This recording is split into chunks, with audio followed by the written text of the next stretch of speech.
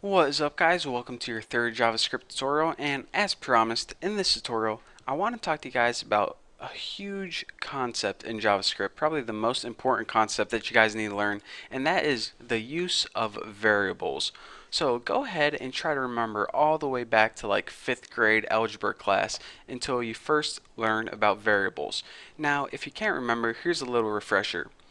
In order to use a variable, or what a variable basically is you take something like the letter X and you set it equal to something else like the word ham. And then when your math teacher wrote something like I love X or X comes from a pig, you understood that this meant I love ham and ham comes from a pig. That is because X and ham were basically the same thing. So that is pretty much what a variable is. It's just a fancy word for a placeholder. A variable is a placeholder, holds the place of something else. And let me go ahead and delete that first of all. So in JavaScript, we use variables a whole bunch, and we use them kind of in the same way, but a little bit different. Now, in order to tell JavaScript that we're going to be working with a variable, we need to write the keyword var. This tells JavaScript, alright, you ready for this? We are about to make a variable. You need to include that. The next thing that you write is the name of your variable. I'm just going to go ahead and name my variable X, but you can name it whatever you want. So after this, you go ahead and write the equal sign. Now, the equal sign is called the assignment operator. Technically, like if you're learning this because you have a JavaScript class and you're trying to refresh on JavaScript, and he says, alright, what's the equal sign called in JavaScript? You need to say it's the assignment operator. But other than that, in these tutorials, I'm just going to say equal sign because, it's a whole lot easier. But anyways, you write var, the name of your variables, the assignment operator or equal sign, and then you write what you want your variable to equal. So go ahead and just write like 23 or something. Write any value in there. And then, of course, like every single statement in JavaScript, we have to end it with a semicolon. So you're saying, alright, why is a variable useful? What can I do with variables? Well, a variable is useful for many reasons.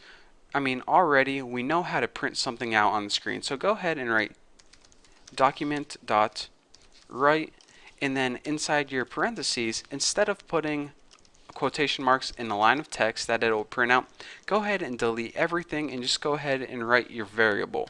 And check this out. Go ahead and save this and refresh it and see what we get. 23, just like that. So as you can see that it pretty much, this is what JavaScript is understanding. Alright, you're making a variable called X and you're setting it equal to 23. So now whenever I come across the term X in my program, I know that to substitute it for 23. So if you're saying, alright Bucky, you probably could just wrote 23 in here and it would have printed out just fine. So why go through the trouble of writing X?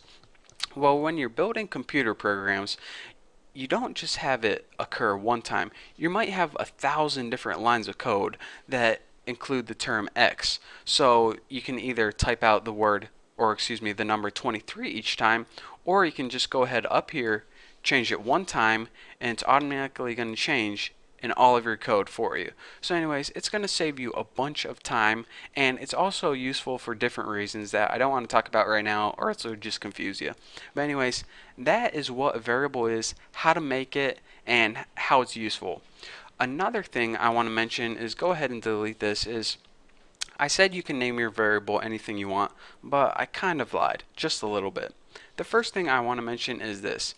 Variables are case sensitive, and I mean that in, if we go ahead and try to type a capital X up here and refresh it and see what happens, we get nothing on our screen. That's because a lowercase x is different than an uppercase x.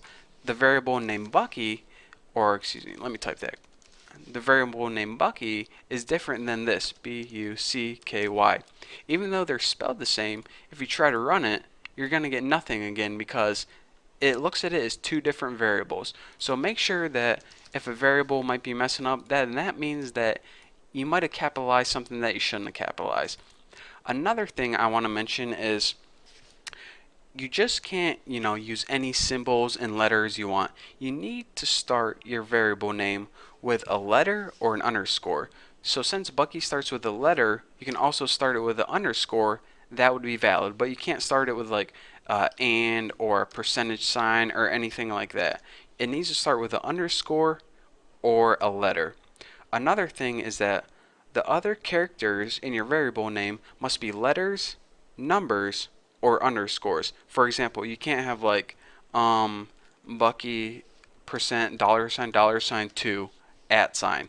That variable doesn't make sense at all. Basically, just use letters, numbers, and underscores, and you'll be fine.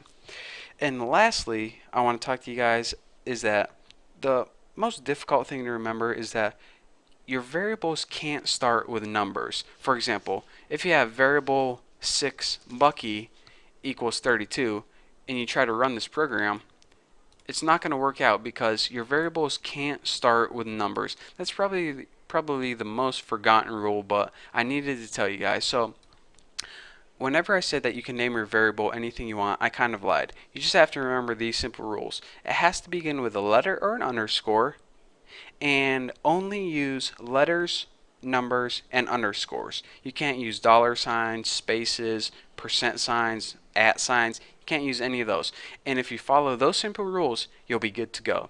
So now that we understand what a basic variable is and how it's useful in computer programming, we can go on and move to our next tutorial. And in the next tutorial, I'm going to be teaching you guys about the different types of variables, and trust me, it's going to be extremely useful. So anyways, thank you guys for watching. Don't forget to subscribe, and I'll see you in the next video.